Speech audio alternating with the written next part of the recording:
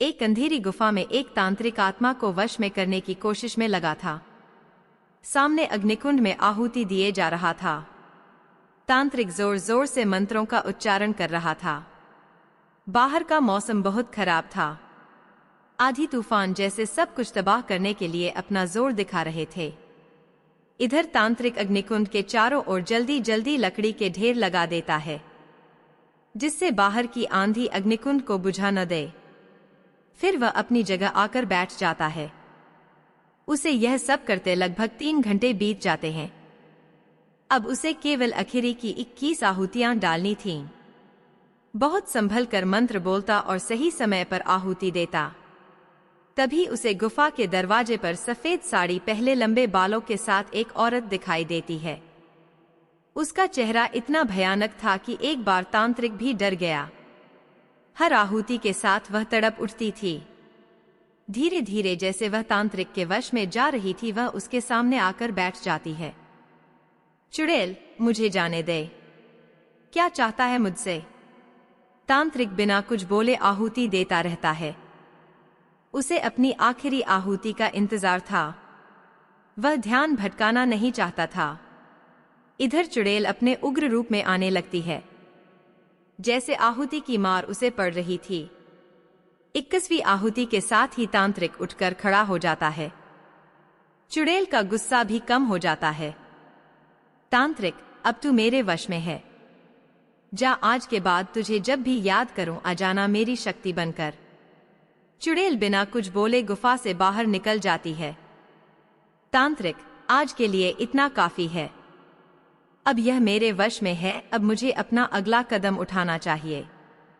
इधर इस सब से बेखबर यहाँ से सैकड़ों किलोमीटर दूर गुजरात में सेठ भंवरलाल जी के घर कई वर्षों के बाद पोता हुआ। यह खबर सुनते ही घर में खुशी के ढोल बजने लगे। पूरे मोहल्ले में मिठाई बांटी गई। सेठ भंवरलाल जी अपने पोते के आने की खुशी में पूरे नगर में दावत दी गई। कई साल बाद उनके आंगन में खुशियों ने दस्तक दी थी। लेकिन इस बात से भंवरलाल के छोटे भाई सोहनलाल को गहरा धक्का लगा। भंवरलाल का इकलौता बेटा गजेंद्र एक रोड एक्सीडेंट में मारा गया। उसकी पत्नी मीरा उस समय गर्भवती थी। कहने वाले कहते हैं कि सोहनलाल ने जायदाद के लालच में अपने भतीजे का एक्सीडेंट करवा दिया। सोहनलाल बच्चे से पीछा छुड़ाने की तरकीब सोचने लगे। उसने उसी रात अपने भरोसे के आदमी रवाना किया, जो तांत्रिक के पास पहुंचा। नौकर सेठ सोहनलाल ने उस बच्चे को खत्म करने के लिए कहा है। तांत्रिक, काम हो जाएगा, बस ये बता पैसा कितना मिलेगा? आदमी, मुंह मांगा पैसा मिलेगा, बोल कितना चाहिए? फिलहाल ये 5 लाख रख। तांत्रिक, अब जा, मुझे पूजा करनी है। अपने मालिक से कहियो पैसे तैयार रखे, जल्द उसे अच्छी खबर मिलेगी। तांत्रिक पूजा कर चुड़ैल को बच्चे को खत्म करने का काम सौंपता है। चुड़ैल रात को सेठ भंवरलाल की हवेली के बाहर पहुंच जाती है। जब रात को सब सो रहे थे तो वह बच्चे को मारने जाती है। बच्चे को मारने के लिए वह जैसे ही बच्चे के गले तक अपने बड़े बड़े नाखूनों वाले हाथ ले जाती है, देखकर चौंक जाती है। जैसे वह नींद से जाग जाती है। यह तो उसका अपना बच्चा है। उसे याद आता है, एक आदमी कार से जा रहा था, किसी ने उसे गोली मारी जिससे उसका बैलेंस बिगड़ गया और कार सामने से गोदी में बच्चा लिए औरत को टक्कर मारती है, फिर गहरी खाई में गिर जाती है। गाड़ी में भंवरलाल का बेटा गजेंद्र था। चुड़ैल, यह तो मेरा बेटा है, इसे जन्म मिल गया। मैं भटक रही हूँ अपनी उम्र पूरी करने के लिए। मैं इसे कोई नुकसान नहीं पहुँचने दूंगी। आज से मैं अपने बेटे की रक्षा करूंगी। अगले पल वह तांत्रिक के सामने होती है। तांत्रिक, हो गया काम, जा अब आराम कर। चुड़ैल, अभी तू पूजा नहीं कर रहा है? नहीं, मैं तेरे वश में हूँ। पहले यह बता कि किसने तुझे बच्चे को मारने के लिए कहा था? तांत्रिक, अच्छा अभी बताता हूँ। वह अग्निकुंड की ओर जाने लगा, लेकिन चुड़ैल के एक वार से नीचे गिर गया। चुड़ैल उसकी छाती पर बैठ गई। तांत्रिक, मुझे मत मार, मैं तुझे छोड़ दूंगा। चुड़ैल, पहले उसका नाम बता।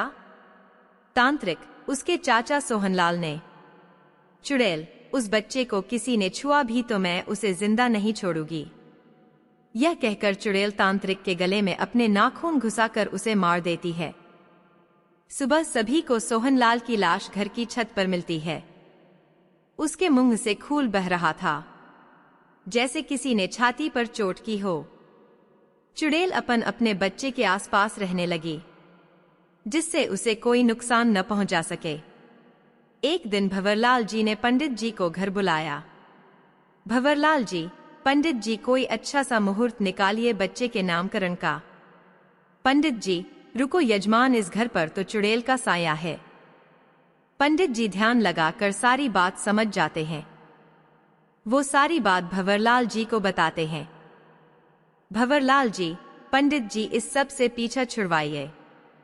पंडित जी, कल अमावस्या की रात है, मेरे घर आना, वहीं पूजा करेंगे, लेकिन अकेले आना।